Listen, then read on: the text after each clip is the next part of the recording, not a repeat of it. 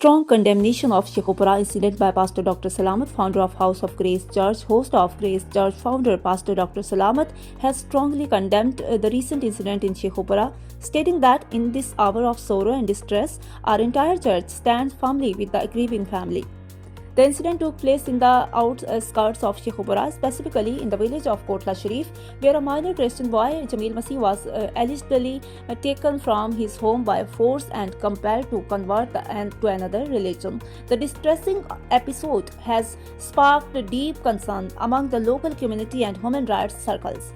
Reports indicate that the child had been working for the past 3 years under a man identified as Muhammad Buddha, and videos of his reported conversion began circulating on social media recently. This raises a critical question: can a minor truly possess the religious understanding and maturity required to make such a significant life decision in a single day? Pastor Dr. Salamat has urged state authorities to conduct an immediate, transparent and impartial investigation into the matter, emphasizing the need to ensure the protection of the child's rights. He stated that such incidents are not only violations of the law but also cause severe insecurity within the minority community. The House of Grace Church has reaffirmed its commitment to supporting the affected family until justice is served.